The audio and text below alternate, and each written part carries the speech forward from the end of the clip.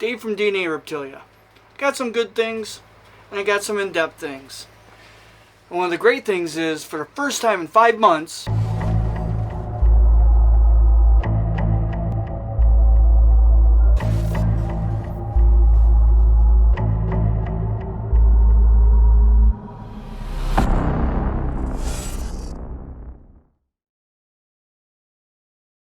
we actually have every single rack full of rats. I had to make you wait for that one because that was the best news I've had in a long time.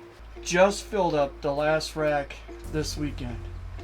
All females and a male up on top. Every single one of them is completely full. Grow up tub is actually functional. That's gonna be one of the highlights for today.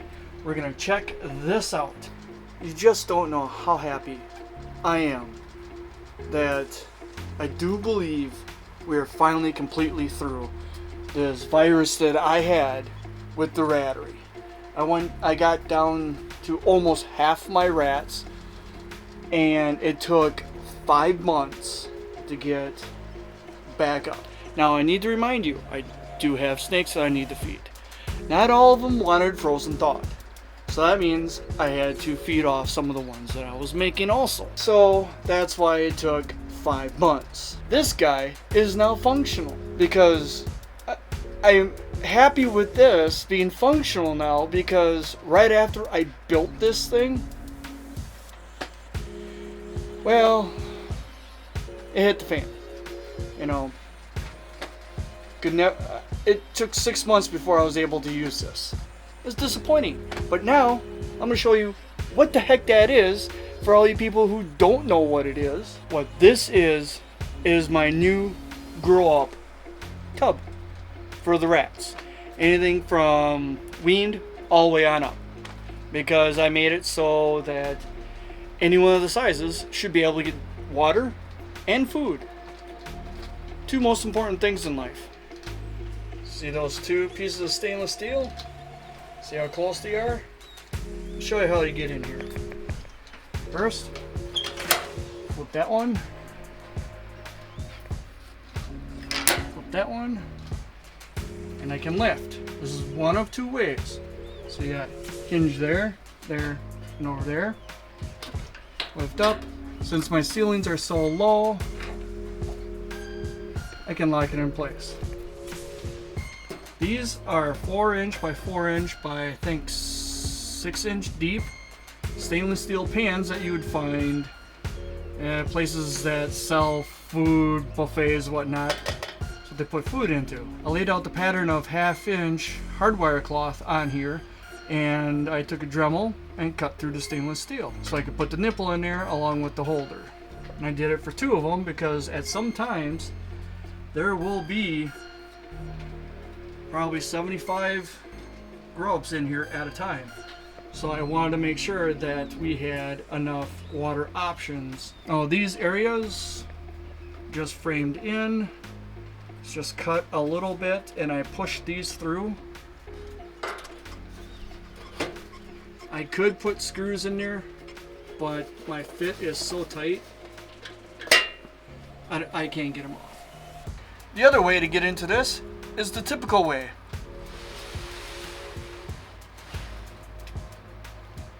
But because of these two guys right here, where the water goes into, I can only pull it out halfway, which is actually good because then I don't accidentally pull it out too far and it falls forward. Now, since I have this open, you may also be asking, hey Dave, what kind of tub is that? Where the heck did you get it? Well, this tub is from Vision Products. This is actually the size of their boa tub. I mean, it actually is their boa tub. I just did very minimum modification because, as you know, rats like to chew on anything as long as they can get their teeth into it. I did not want to put any holes in this tub, but I had to. Food hopper I made. Yes, it is wood right here on the sides, but yes, that is the aluminum that I normally use to cover up heat tape, so I don't wear out the heat tape.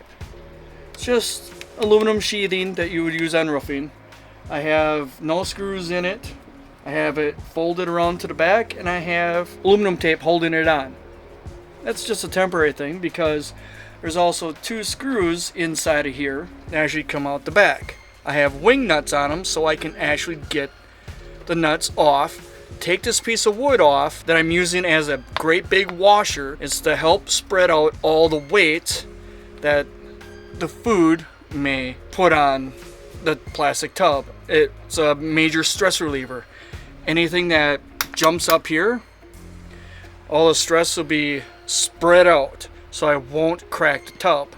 And there's this one and one back there. It's the only 2 holes that I put in the tub. And if for some odd reason that this tub breaks or cracks, I do have a spare, and I'm able to put the holes in there fairly easily.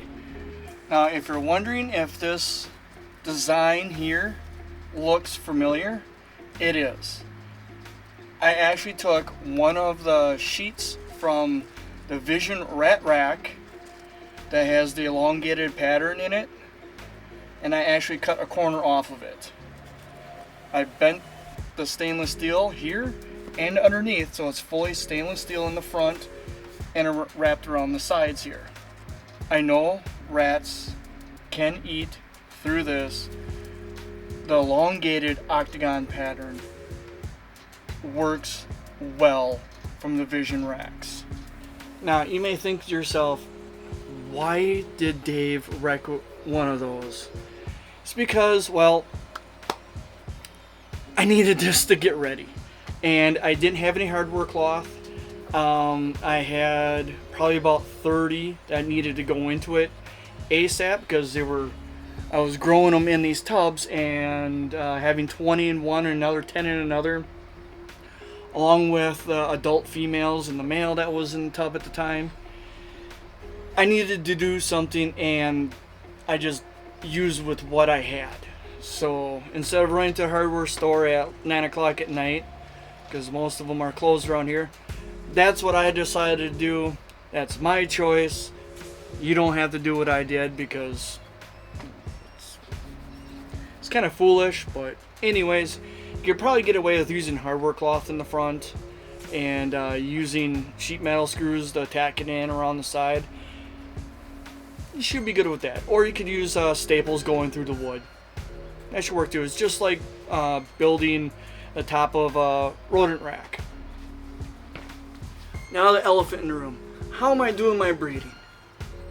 Well, I've taken this opportunity, since I basically had to restart, I'm taking this opportunity to do a different way of breeding that I wanted to try, but it was too hard for me to change from at the time. Now, my previous way of breeding was to have 4 females in every single tub and have a male in every single tub. That works good for here you go. Oh, not today. Here you go. Not today. I mean, if you have more than this, it actually evens out, I would think. But I was having times where there were some weeks where I'd have about 70 rodents available after I fed mine, and nobody else needed some at the time. So yeah, I know I could have culled and froze, but then the following week I really didn't have anything, or the week after that.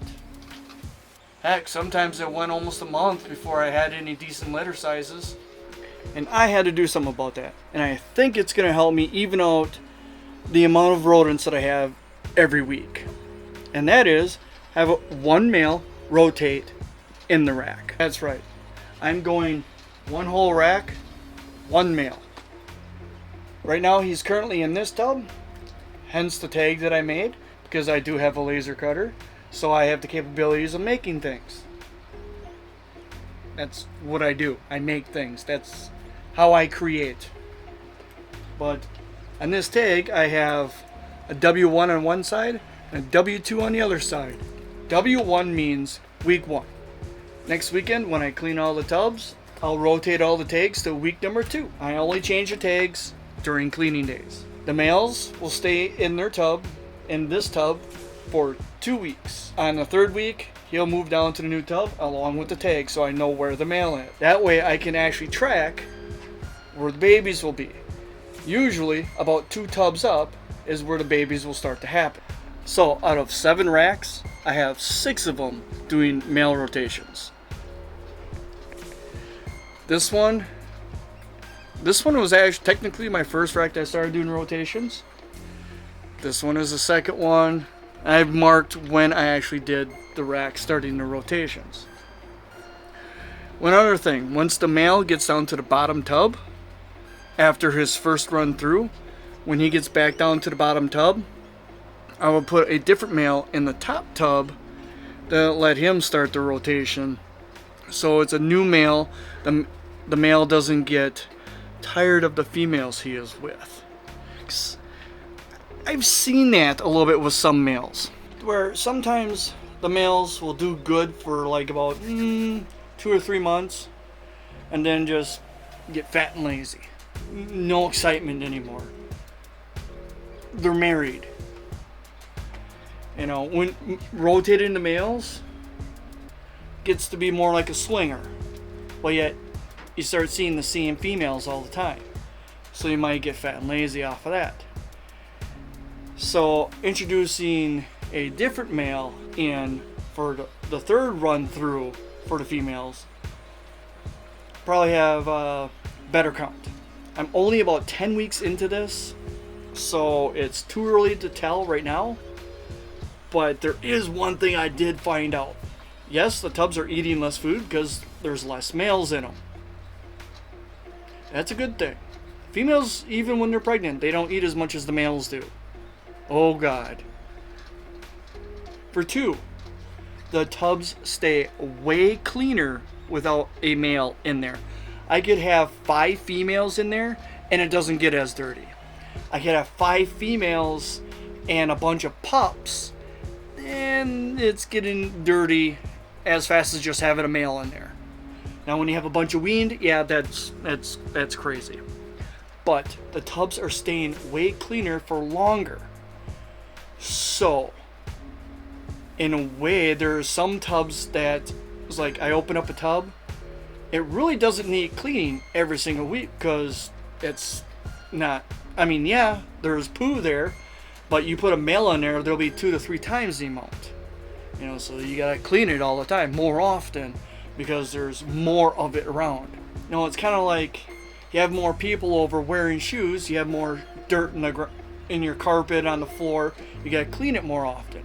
But if it's just you and your husband, or you and your boyfriend, or if it's just you, you don't have to clean the floor as much. It's kind of like that. I will do an update video later on this year to let you guys know how this rotating male actually benefits me, besides just not having to clean as much and not going through as much food. Is it gonna be more stable for the output of rats that I have? You know, consistent sizes, consistent days of the week. So far, it's been doing good. I've been keeping about 10 to 11 tubs right now with litters in them. But remember, I just added on another rack. Finally, thank you. So later on this year, I'll do an update how this rotating male works. So stay tuned. Like, share, subscribe.